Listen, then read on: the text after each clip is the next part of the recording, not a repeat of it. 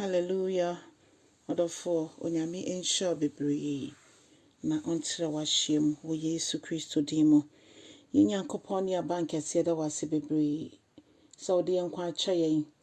Na Awurade wanhwe yemfomso ho ntwa yantwene. Ona madom soma ohumobro na do so ma yen. Ene nso ye hyewe ne onyam. Awurade yempa ebo nyina ne se obekosoma ye hu kese no meniye. Ene nso yame nkronkron so se kasa kire yen wai.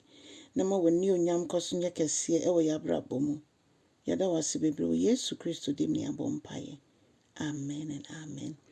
Odofo me sama wakwa ba de boti asese ndwumedi so. Ye befo yakinkan sam no fi Genesis Mose wo medikan eti eduasam yenu enson kosi dumienu. Hallelujah. Odofo o say Jacob ehia ne nua Esau. Yina yenim Jacob ne Esau asem Jacob eji Esau ne mpeni ndie. Adofo nom ye hwe Jewfo amamre mu na ye hu ne se Onyankopon yen ananka yen ben adehidie no yen so ode yen kwa ache ma yen so ya ben adehidie nanke we kire ne ho yen ka ho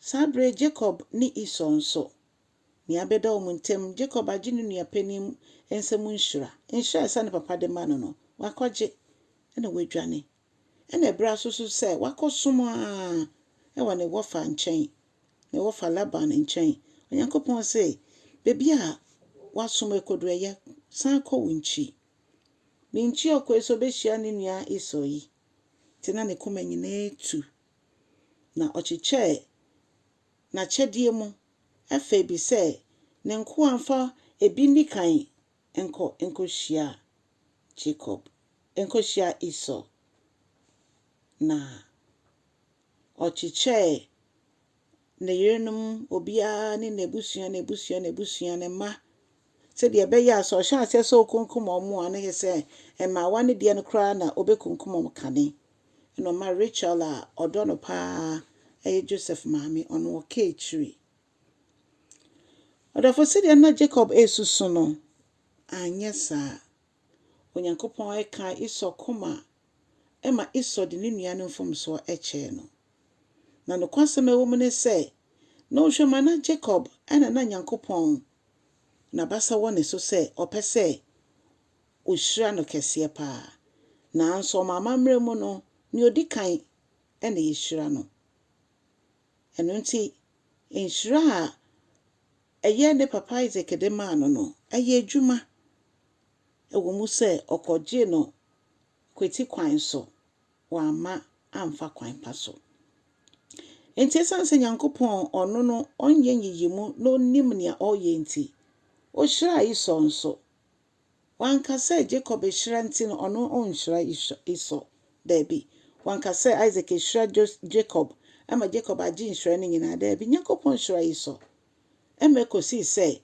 ebra na Jacob na adwunya ne se ode mmoa ne ade ekọ pata ne nua no na nua no ye se ono de onhia mpo nemom ofe na no edi adanse so de ne mfomso ache no odofo nia Jacob ye ne nua no na emfa kwan mu mene wonso an obia ye bibia emfa kwan mu ye bu efu pa ebia nipa npo ye ne nkasa na nso se Esau timi de Jacob de eche no a megidi se ye nso ye hia nyame nkronkron ho ode ode beboa ne nso ye de ache Yesu Kristo ni eche nso nyina ne se ode mfomso nyina ache ebidodo waje ne di no waje no abawa brabo mu no no aka oboni ache no also ode ache ye hwe the Lord's Prayer ne je wosu mo se Awurade fa che yen se de yen so ye de che omo a wo fom yen na se yen yamfa ncha ye gidi se Onyankopon so de be che yen da bi odofo yen se nyame nkronkron ahu oden ode be dum yama yetimi ede ache fache nyame no onche se de yen so ye de che ama ye de cha yenye yenua na yenyina abom etu anamo e Kristo mu na Kristo de eda ye so no afata yen onyankopɔn nhyira wo no ndom. Omodi ana cha asɛm no nso why na afoforo nso nya ho mfasoɔ. Unsubscribe nso abomodi ana ye ne saa. Nyame nhyira wo so wayɛ ne saa no abɔdɔn no nso kama. Wa subscribe dada nso a onyankopɔn nyɛ okɛseɛ. Ewo Yesu Kristo dim no ankyɛ no san na ni onyam a. Odofo me ne nyinara ye ne no akwakodide dɛ. Ɔse bebi a ɔwɔ no ɛhɔ na yɛn so ye betena. Onyame nhyira ne so aba ene nso. Ewo Yesu Kristo dim. Amen and amen.